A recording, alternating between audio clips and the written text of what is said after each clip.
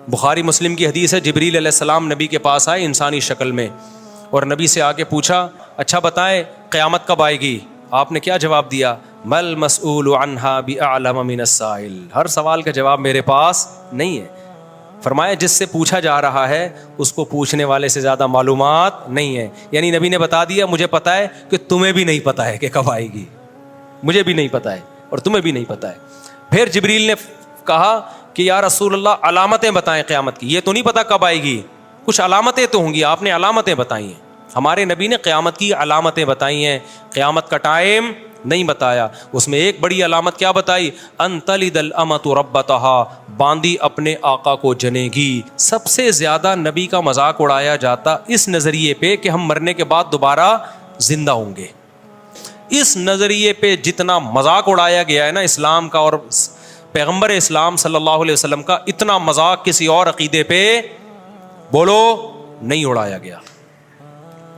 اس لیے قرآن اس کو بہت زیادہ فوکس کرتا ہے۔ قرآن کہتا ہے جو اس آسمانوں اور زمین کو اور اتنی خوبصورت کائنات کو پہلی مرتبہ بنا سکتا ہے، جو تم نے مان لیا کہ پہلی مرتبہ تو بنے ہیں نا، تو دوبارہ کیوں نہیں بنا سکتا بھائی؟ تو پھر وہ اسی مذاق میں نا نبی سے آ کے کہا کرتے تھے اچھا کب ہوگا، یہ ٹائم تو بتائیں، یہ دوبارہ زندگی ہمیں کب ملے گی، قیامت کب آئے گی، وہ عذاب کب ہوگا؟ تو اس کو قرآن نے جزو قرآن بنا دیا ان آیتوں کو۔ سأل سائل بعذاب واقع، اے نبی آپ سے ایک پوچھنے والا آ کے پوچھتا ہے مذاق اڑانے کی نیت سے، وہ عذاب کب واقع ہوگا جو واقع آپ کے خیال میں واقع ہونے والا ہے، بتا دینا، ٹائم بتا دینا۔ یہ سوال بھی بہت دہراتے تھے، کب آئے گی، کب آئے گی، ٹائم بتائیں، ٹائم بتائیں۔ قرآن ہر دفعہ ایک ہی بات کو ریپیٹ کرتا ہے لیکن مختلف انداز سے۔ تیسرا حکم جو اللہ نے بہت زیادہ قرآن میں بیان کیا ہے، ہر رکوع میں، ہر پارے میں، بار بار، میں یہ اس لیے 3 احکام کو بار بار کر رہا ہوں کہ انہی تینوں کو چھوڑا ہوا ہے ہم نے، اور میں اسی تینوں پہ بہت زیادہ اسی وجہ سے بیان کرتا ہوں کہ قرآن کے بیسک ٹاپکس ہیں۔ وہ تیسرا کیا؟ مرنے کے بعد ختم نہیں ہوگا میرے بھائی۔ مرنے کے بعد تمہیں نظر آتا ہے کیڑے کھا کے ختم کر دیتے ہیں، یہ تمہاری باڈی ختم ہوتی ہے، تم ختم بولو نہیں ہوتے، تم فنش نہیں ہوتے، روح باقی رہتی ہے، جس کو عذاب بھی ہوتا ہے ثواب بھی۔ اور میدان حشر میں دوبارہ ایک جسم ملے گا تمہیں، ہمیشہ کے لیے انسان فنا ہونے کے لیے نہیں آیا، موت کے بعد زندگی ہے جس میں اچھوں کو اچھے کا حساب ملے گا، بدلہ ملے گا، بروں کو برائی کی سزا ملے گی۔ یہ چیز بھی سائنسدان نہیں مانتے۔ یہ 3 چیزیں ایسی ہیں جن کو لبرل لوگ نہیں مانتے۔ کوئی کہتا ہے خدا نہیں ہے، اللہ کہتے ہے، کوئی کہتا ہے لیکن اس کے ساتھ اوروں کو شریک کر لیتے ہیں جو مذہبی لوگ ہیں، اللہ کہتے ہیں نہ، اس کے ساتھ کوئی شریک نہیں ہے، صرف وہ۔ تیسرا تمہیں تمہارے اعمال کا حساب دینا پڑے گا۔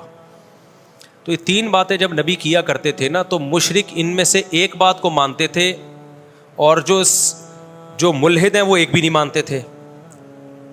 جو اس دور میں ملحد تھے، ایتھیسٹ تھے، وہ کہتے تھے کوئی خدا ہے ہی نہیں، ان ہی الا حیاتنا الدنیا نموت ونحیا وما یہلکنا الا الدہر، کہتے کچھ بھی نہیں ہے بھائی، ہم پیدا ہوتے ہیں، مر جاتے ہیں، یہ زمانے کے تصرفات ہیں، یہ نیچرل ہے۔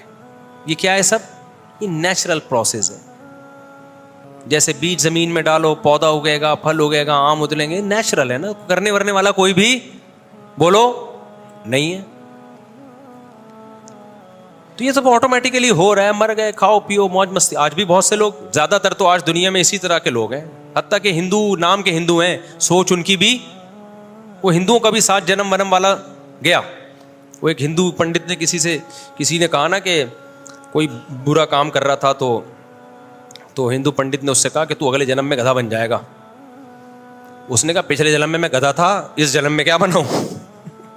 کچھ اچھے کام کیے تو میں انسان بن گیا ہوں، تو اب میں دوبارہ کیا بن جاؤں گا؟ گدھا۔ تو پھر میں کچھ اچھے کر لوں گا، پھر انسان بن جاؤں گا۔ خیر یہ ان کا عقیدہ ہے، ہمیں اس سے کیا لینا دینا۔ تو ان کا یہ کہ 7 جنم ہوتے ہیں، لیکن اب دنیا میں لوگ اس کو، کیونکہ کسی مستند کتاب سے ثابت نہیں ہے وہ، تو جو ملحد تھے وہ کہتے تھے ان ہی الا حیاتنا الدنیا، صرف ایک دنیا کی زندگی ہے، مرتے ہیں، پیدا ہوتے ہیں، زمانے کے تصرفات ہیں اور کچھ بھی نہیں ہے۔ ان پہ قرآن نے رد کیا. اوحا ربک الی النحل, اللہ کہتے ہیں نیچر نے اتنی حسین ہے کہ ایک شہد کی مکھی, ملکہ مکھی, مزدور مکھیاں پورے ایک گیدرنگ کے ساتھ جاتی ہیں, چھتا تیار کرتی ہیں, اور فصل کی سبول ربی کی ذلولا. قرآن ایک ایک چیز کو ہائی لائٹ کرتا ہے شہد کی مکھی کی. اتنے لمبے لمبے راستے ٹریول کر کے دوبارہ اسی چھتے میں آتی ہیں. ایسی خوبصورت مینجمنٹ کے بعد اور محنت کے بعد اتنا خوبصورت شہد نکالتی ہیں جس کا ذائقہ اتنا مزیدار, اور اس میں کیسی شفا رکھی ہوئی ہے. میٹھی چیزیں اکثر صحت کے لیے نقصان دہ ہیں, شہد صحت کے لیے انتہائی فائدہ مند ہے. اللہ کہتے ہیں یہ فطرت کی بیوٹی نہیں ہے, یہ اس خدا کی کمال ہے جس نے اس فطرت میں حسن ڈالا ہے. حسن آٹومیٹیکلی نہیں آتا. کبھی دیکھا دلہن بیٹھے بیٹھے تیار ہو گئی, بیوٹی پارلر جائے گی 2 گھنٹے ڈسٹمپر کے ڈبے خالی ہوں گے. تو یہ ٹاپک قرآن نے بہت زیادہ بیان کیا ہے کہ اگر یہ آٹومیٹیکلی ہوتا. آج میں جو سورہ فرقان ہے نا, سورہ فرقان پڑھ رہا تھا, هو الذی خلق من الماء بشرا فجعله نسبا وصہرا. یہ آیت مجھے بڑی پیاری لگتی ہے, بڑا مزہ آتا ہے اس کو پڑھنے میں. سورہ فرقان پڑھا کرو, بہت مزہ آئے گا. تبارک الذی نزل الفرقان علی عبدہ لیکون للعالمین نذیرا. ایسے انداز سے شروع ہوتی ہے نا, ایسا انداز ہے شروع میں انسان کو ہلا دیتی ہے. بہت برکت والی ہے وہ ذات جس نے اپنے ایک بندے پر الفرقان, حق اور باطل میں دودھ کا دودھ اور پانی کی طرح فرق کرنے والی کتاب پیدا کی ہے. کانسیپٹ کو کلیئر کرنے والی کتاب پیدا کی, الفرقان. لیکون للعالمین نذیرا, تاکہ وہ ایک یتیم پیغمبر, یتیم محمد صلی اللہ علیہ وسلم سارے جہانوں کے سارے انسانوں کو اللہ کے خوف اور اللہ کے عذاب سے ڈرا دے. کیا ڈرائے؟ کہ تم سب آزاد نہیں ہو, تم میں ہر شخص سے اپنے اعمال کا حساب دینا پڑے گا.